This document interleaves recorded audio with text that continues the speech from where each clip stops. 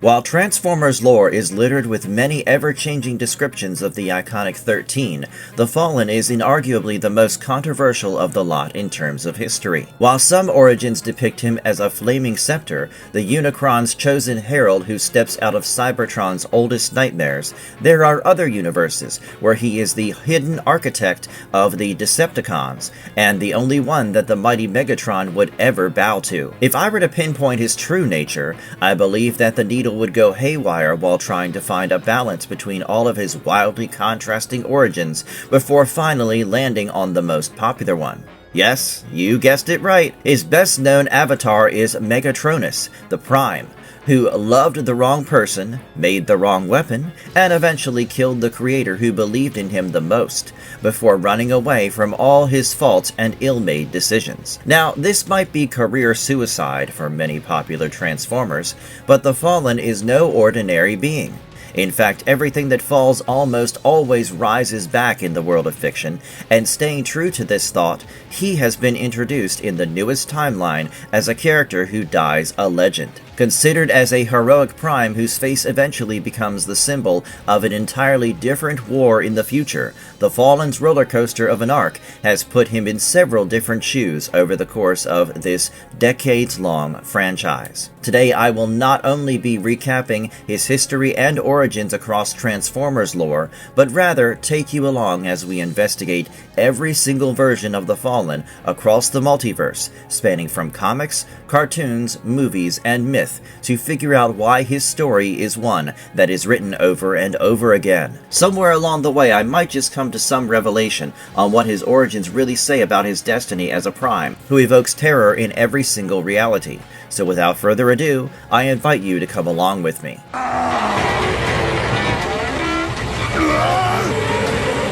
How did Dreamwave first introduce the Fallen? Before I take you through the Fallen's journey in the live-action universe, it is important to go back to the fundamentals. That is, his Generation 1 persona. Transformers: The War Within comics was published by Dreamwave Productions and written by Simon Furman, and it essentially featured these characters in their past and shed light on their history before they came to Earth. The first issue of the comic opens with an introduction to the Civil War on Cybertron, which had divided the planet into Autobots and Decepticons. While Megatron hoped to turn the planet into a war world, Optimus Prime gained the Matrix, aka the sacred life force of the Transformers, that would help him defeat Megatron and put an end to the Decepticons' crazy schemes. However, their clash inevitably results in them disappearing in a space bridge accident, which is exactly where the first issue of Transformers: The War Within: The Dark Ages starts off. When Optimus Prime dived at Megatron and threw them through an early space bridge, the portal exploded and some time passed until a crack opened up and enabled the Fallen's return. He arrives at the scene and exclaims that it has been a long time, and it isn't until quite later that we learn the true purpose of his arrival. Before I take you through the comics, let me give you some behind-the-scenes decisions that led to his introduction in this particular miniseries. As a herald of Unicron, the Fallen was determined to perform the unbinding ritual that involved the 4 angels in the geometry of dissolution and a ritual to mutate them, but before that, he needed a crew to work for him. While the Autobots and Decepticons find other leaders in their absence, the Fallen took advantage of the situation and skillfully recruited the Chaos Trinity, consisting of Bludgeon, Bugly, and Mindwipe, to do his bidding. After watching them from the shadows and deciding that they are all show and no real substance, he was convinced that he could offer them the forbidden fruit of time-lost secrets and mystic powers to lure them into his service. In fact, he even goes as far as to threaten their lives if they did not agree to serve him with loyalty, before revealing that he seeks the 4 angles in geometry of dissolution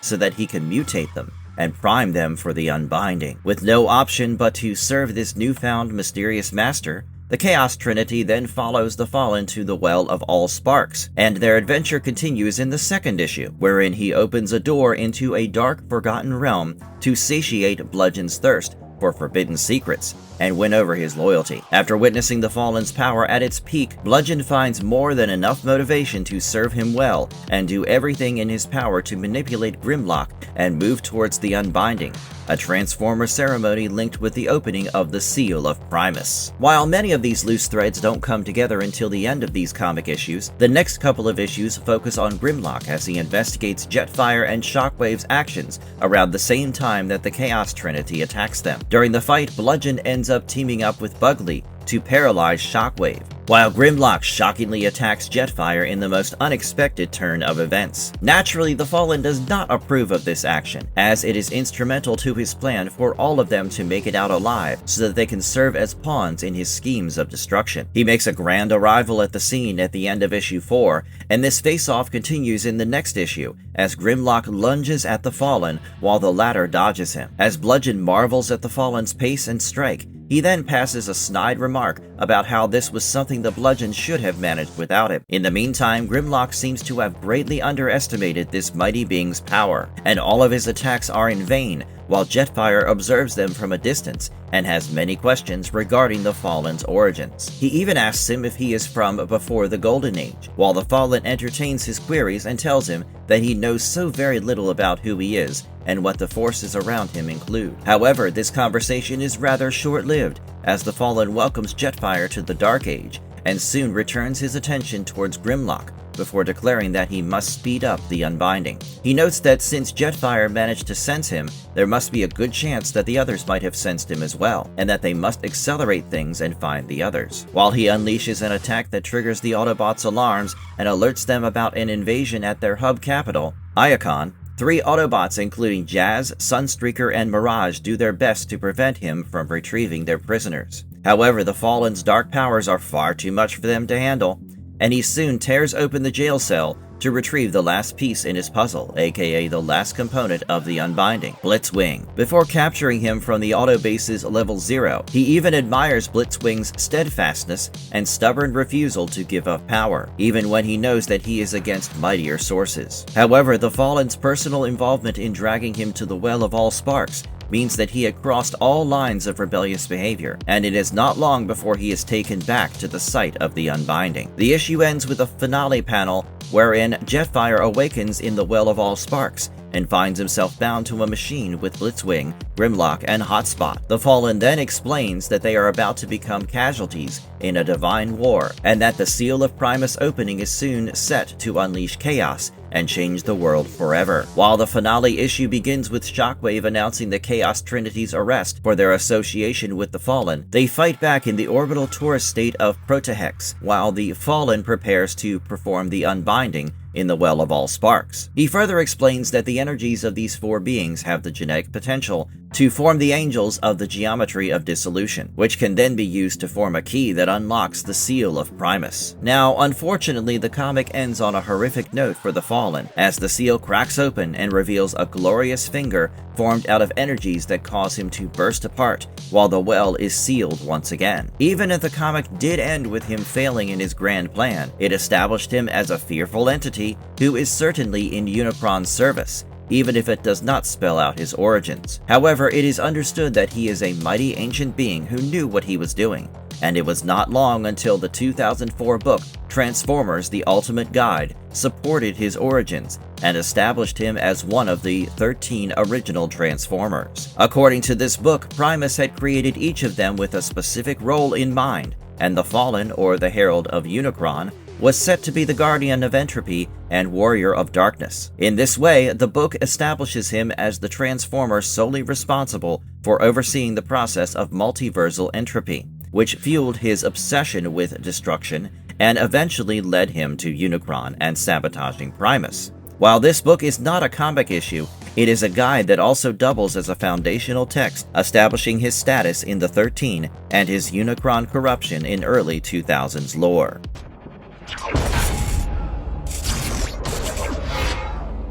How did the Bayverse recast him for the film? While I have talked about his introduction in Dreamwave and Transformer: The Ultimate Guide, the Bayverse Fallen that appeared in the live-action continuity had a slightly different origin than the comic counterpart. In this universe, he first appeared in Transformers: Revenge of the Fallen in 2009, and this film would be the right place to start if you wish to understand his on-screen origins. Before jumping into the film's events, let me tell you a bit about the Primes in this continuity.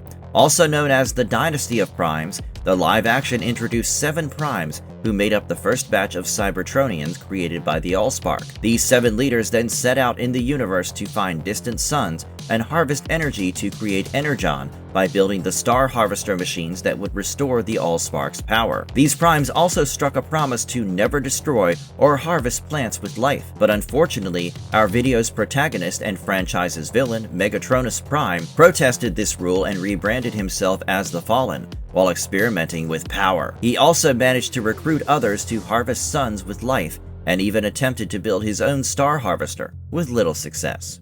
Unfortunately, this experiment soon exploded and infused him with unimaginable levels of power, which helped him evolve to a point where he could single-handedly travel to many worlds and assimilate their technology.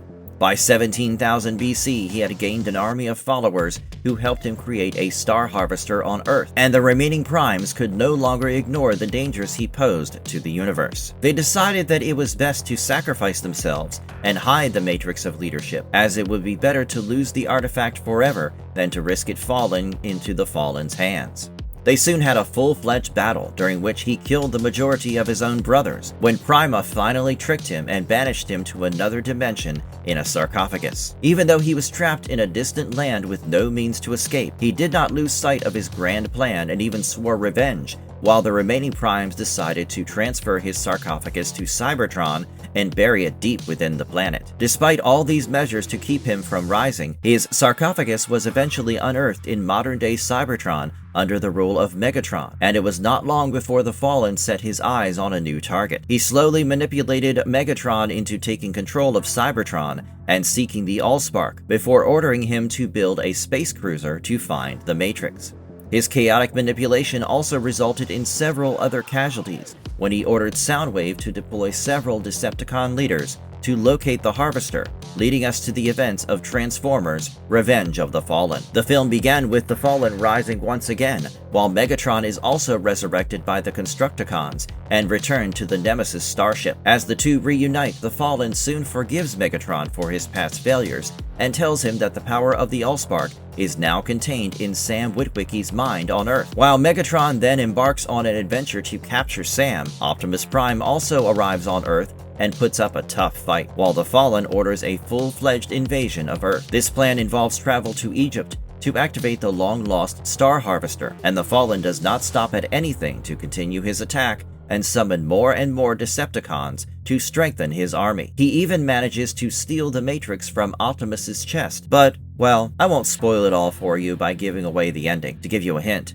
the good do triumph over the evil. But this film was more than a lesson in morality, and it did a fantastic job of depicting just how dangerous the Fallen could be with an army of Decepticons and Megatron at his service. Where do the Aligned novels begin his Megatronus identity? Now, Megatronus was later mentioned in the broader Transformers universe within the Aligned continuity, which includes novels such as Transformers: Exodus and Exiles. Released in 2010, Transformers: Exodus was written by Alex Irvine and is considered a comprehensive account of Megatron's relationship with Orion Pax before the Cybertronian War. The story begins with an introduction to Megatronus as one of the original 13 Transformers, thereby explaining that Megatron, the Gladiator, had named himself after one of the 13. This clearly differentiates the two characters, and while Megatronus was linked to Megatron by name, he had no sway over his decisions. In fact, Megatron had merely taken on this name to associate himself with the power and grandeur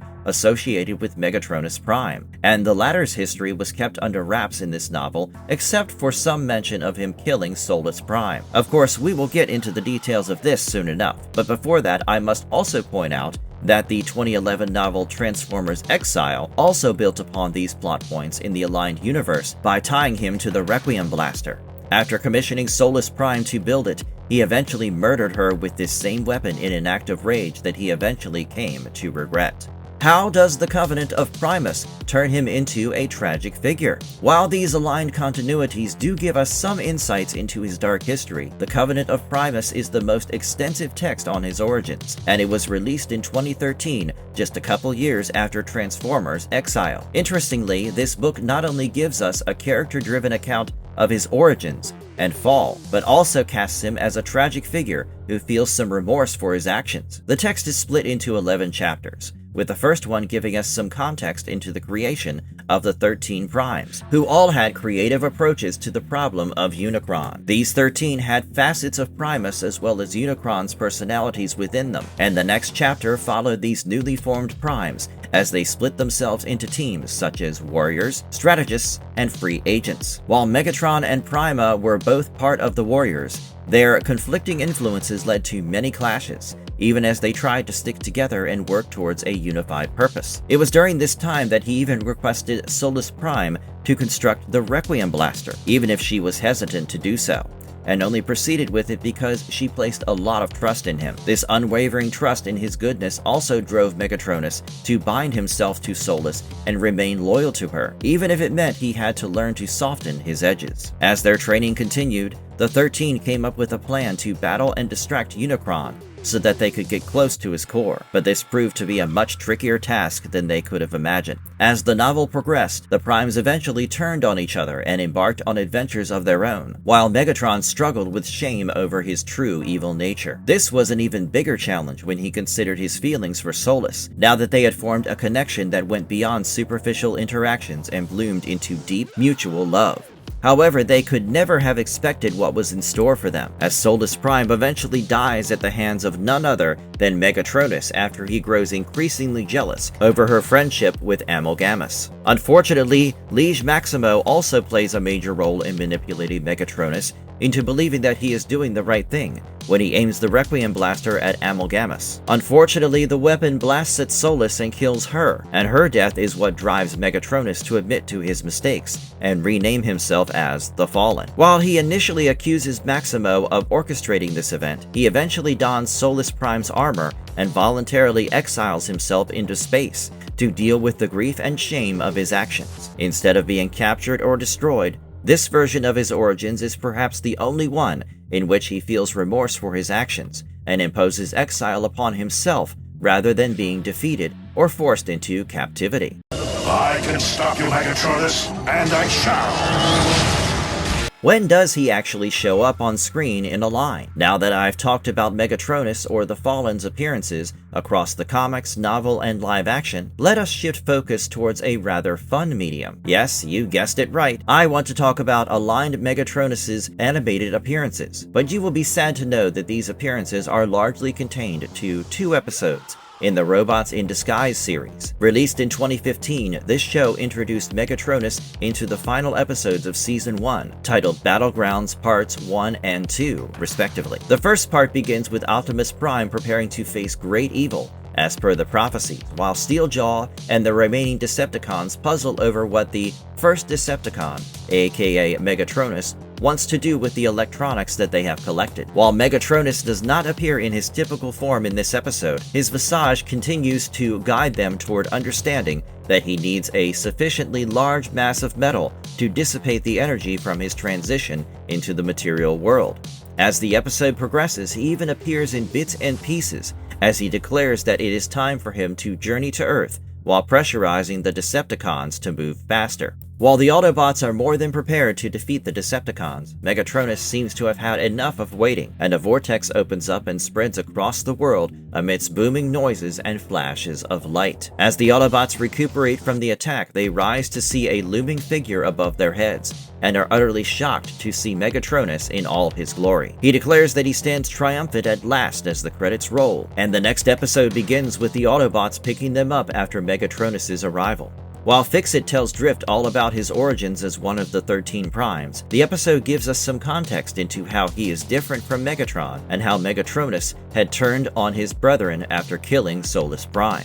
They soon learn that he is quite deadly, and Optimus Prime gears up to attack Megatronus while he warns them that they will not be able to take him. As the fight progresses, Megatronus then prevents Optimus Prime from helping Bumblebee and Drift after they are hit by a deflected blast from his own Decepticon hunter and have fallen to the floor. The battle only gets more intense when Grimlock tries to attack Megatronus and ends up hitting Drift, while Jetstorm and Slipstream task themselves with stopping Megatronus for long enough so that Optimus Prime can get back on his feet. They distract him by combining their powers to distract Megatronus, and while these tactics work briefly, it is not long before these two forces face one another and boast about the powers that they have been bestowed with. However, this is when Megatronus reveals his final plan after picking up a staff and directing his attention towards Steeljaw, while explaining that the staff would draw the remnants of the anti-spark from the Earth's core. On the other hand, he even summons the Allspark from Cybertron, with the intention that these contrasting acts would destroy both Earth and Cybertron. The episode also goes back and forth as onlookers pass commentary on their next actions from a nearby bridge, while Steeljaw immediately realizes Megatronus' grand plan to merge the energies from the Allspark and Anti-Spark. He attacks Megatronus the second he moves, thereby directing the staff to create a shaft of energy towards the sky. As the fight gets increasingly intense, Optimus heals from his injuries and bounces back, soon realizing that Megatronus' staff has a spark fuser that can be destroyed. While they don't have much time to act as the Allspark appears through a portal in the sky, they still continue to do their best, and within an inch of a second, Optimus destroys the spark fuser with his Decepticon blaster. Things soon return to normal as the Allspark returns to the sky, while the Anti-Spark is once again safe within the Earth's core. And in a striking finale, the Autobots gear up to face Megatronus' wrath. Thankfully, Optimus Prime has help from Grimlock, Bumblebee, Sideswipe, and Strongarm to defeat him, and the combined powers of their Decepticon hunters seem to be enough to blast him for once and all. In a dramatic climax, the scene is filled with smoke that soon dissipates, revealing a crater where Megatronus stood, reassuring the others that he has been destroyed for good. They even conclude that there isn't a single spark of energy that indicates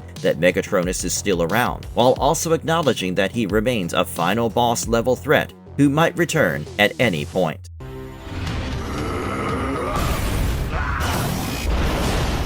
How does the Prime Wars trilogy fuse his incarnations? An animated Megatronus later appeared in the Prime Wars trilogy in the 2018 television series Transformers: Power of the Primes. He first appeared in the show's first episode, The Swamp, which introduces a hybrid version of the Fallen that blends all his past visual and lore elements. The Megatronus in this series encapsulates the fiery aura of the Dreamwave incarnation, with similar head designs and an orange-black color scheme, while his origins and history are more in line with the events of the Covenant of Primus novel. From the Requiem Blaster's development to his conflict with Solus Prime, this animated series depicted him as a major antagonist within the 13, and even included many flashbacks to Cybertron's past to set context for the same. The first episode, Swamp, begins with Megatronus blazing through a marshland on Cybertron as he searches for the Requiem Blaster, even if he has to trudge through the wetlands. Amidst fiery blue blasts and a rambling monologue about how all the trouble would be worth it if they could obtain the blaster, the Matrix of Leadership, and the Enigma of Combination, Megatronus powers through the terrain to continue his mission. This scene soon shifts into a flashback into Cybertron's ancient past, wherein Solus Prime invites Megatronus to her forge,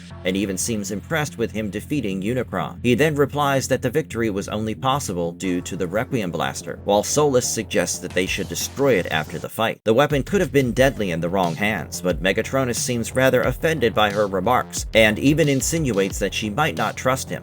He is convinced that he is the master of the weapon, even when Solus maintains that it has served its purpose and that she would feel better if the blaster were in a safer place where it could do no harm. While he assures her that he is the safe choice to keep the blaster, the scene shifts back to the swamp, wherein he decides that it is time to give up on his search and try to look elsewhere. In the present day, Megatron's team continues to search for the blaster in the Primal Swamp when they come across the Dinobots and Grimlock, and the rest of the episode focuses on their internal conflicts. Coming back to Megatronus, this iconic Prime returned in the show's third episode, Without Warning, wherein he is spotted examining the Enigma of Combination all the way in the Well of Sparks. He even marvels at its beauty and compliments Solus Prime's craftsmanship before finally placing it in one of the 3 slots on a device. This device soon starts drawing power from this artifact, and it is quite evident that his grand plan involves collecting the Requiem Blaster and the Matrix of Leadership to complete the Holy Trinity of artifacts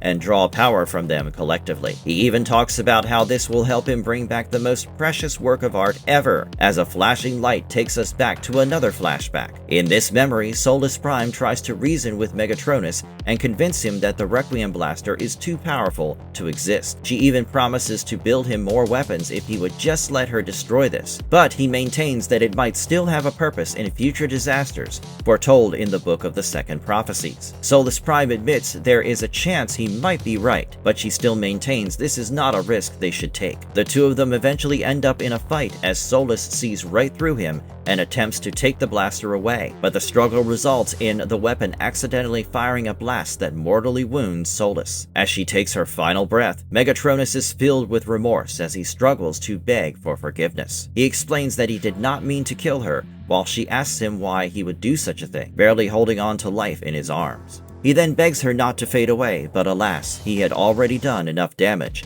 and she finally dies as her life energy disperses into the atmosphere. While this flashback offers insight into Megatronus' tunnel vision in acquiring these artifacts, the story returns to the present day when Megatronus pulls out the Matrix of Leadership, confirming that he had not changed at all despite all the life lessons he had learned. The show's 8th episode, Collision Course, finally puts Megatronus' plans into motion as he finally develops his Doomsday device by merging the 3 artifacts together after finally succeeding in getting his hands on the Matrix of Leadership. In the depths of the Well of Sparks, he uses the device to draw energy out of the Well's sparks, which has a direct impact on the life force of Transformers everywhere. By sucking the life force out of a majority of the population, Megatronus is elated to realize that his plans of bringing Solus Prime back to life are taking shape, even if she seems rather perplexed by everything that is going on. Interestingly, this episode offers a new side of Megatron, as he stands up to his namesake and refuses to let him drain the life force out of everyone else just to resurrect Solus. Naturally, this does not bode well with Megatronus, who goes as far as to bully him and call him a disgrace,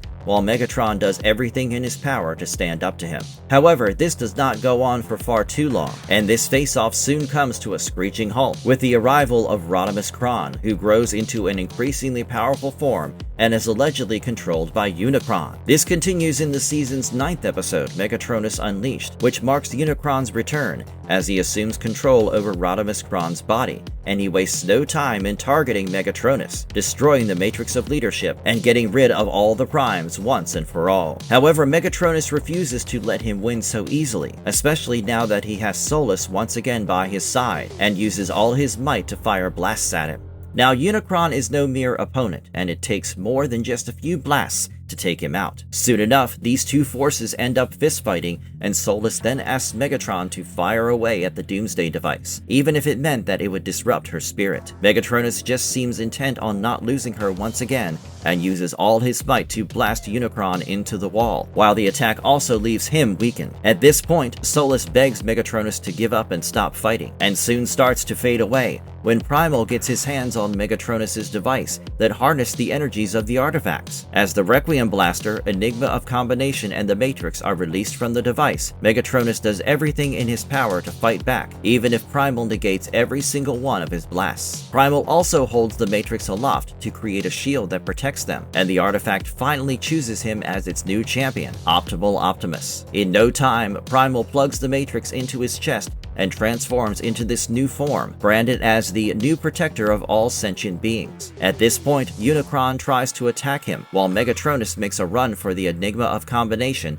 and the Requiem Blaster, but is soon defeated by Perceptor, Grimlock, and Windblade. The saga does continue in the next and final episode, Saga's End, wherein Megatronus is furious at Optimal Optimus and Unicron for getting in the way of his plans. He aims the Requiem Blaster at them when Predaking drops down out of nowhere and stuns him, but the Fallen continues to fight regardless. He enters a state of fury where he refuses to listen to Solus Prime's requests as well, while Predaking loses track of Megatronus and struggles to contain him. At the end, it is Solus who manages to contain him by using the power of the gathered sparks to grow to a gigantic height before pulling him against her and leaving him with no option but to pay attention to her. She then proceeds to point out all the death and suffering in the universe that was caused by his actions before finally pulling him down into the Well of Sparks. With a loud blast of energy, Megatronus' entry into the well results in a blast of energy that disperses sparks across space, and his story arc ends with Perceptor explaining that these sparks will bring life to the next generation. With the Matrix in the Prime's possession, Cybertron's natural power source. How does Transformers 1 completely reimagine Megatronus? While the Prime Wars trilogy depicts Megatronus as a power-hungry villain with a fitting end, the 2024 Transformers 1 film actually reimagined him in an entirely unexpected light. The film interprets Megatronus Prime as a heroic figure who is the strongest and most powerful of the Primes, who never betrays them. Instead, he sticks by their side and fights against the Quintesson Horde, to the point where he even heads to intercept a Quintesson High Command meeting, after a report from Sentinel guides him there. However, Sentinel Prime soon reveals his treachery and kills several Primes himself before finally beheading Megatronus and stealing his transformation cog. In this reality, Megatronus dies a hero and never rebrands himself as the Fallen, and many generations continue to idolize him as a legendary hero, and even made stickers and other merchandise in his name. Out of many Transformers who worship him, the minor D16, aka Megatron, idolizes him more than anyone else, and Orion Pax soon gave him a rare sticker based on Megatronus' face. This sticker was something that D16 wore proudly for years and years, until it was eventually destroyed when Megatron was captured and taken to the Sentinel's tower. Here, D16 ripped Megatronus' transformation cog from Sentinel's chest and killed him before installing the cog into his own chest and rebranding himself as Megatron after his idol. This soon resulted in Megatronus Prime's face becoming the insignia of the Decepticons, and Megatron left no stone unturned in carrying his legacy forward.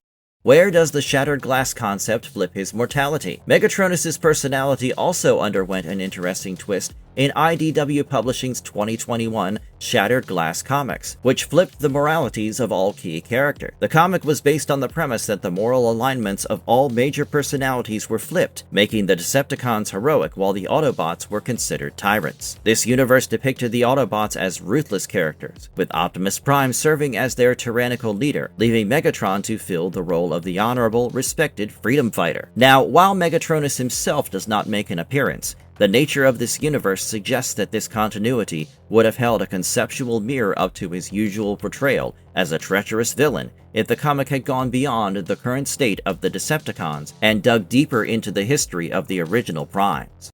How does the multiversal singularity idea tie it all together? By now, I am sure you must have a good idea of the Fallen's origins across various continuities, but older franchise metalore had an entirely different idea that suggested that every single one of these versions was the same. The concept of multiversal singularity suggested that the Fallen was a single being with a single essence that manifested across multiple realities, thereby explaining the contradictory origins despite being the same entity. However, this singularity idea only briefly tied his origins together, and was soon abandoned with the introduction of the shrouding in later lore. Explained as an event initiated by Nexus Prime, the shrouding altered the entire fabric of the multi-universe, wherein all different origins were considered to be independent continuities. In this storyline, Nexus Prime had traveled to a key point in interdimensional space to stabilize things in the aftermath of Ultra Magnus' Terminus Blade attack on the multiverse's fabric. He then used the Star Saber and Terminus Blade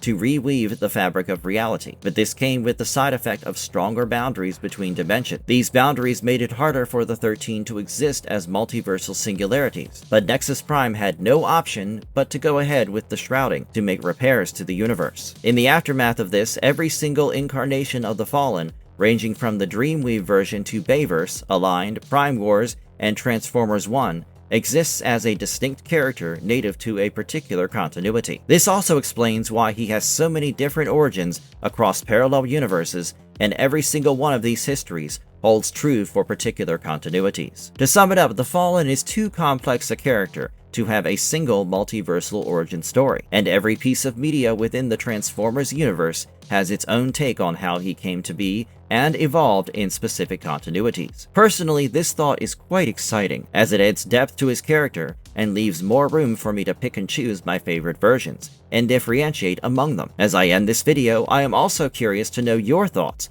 on his varied origins across decades of Transformers lore, and do share your favorite versions in the comments below.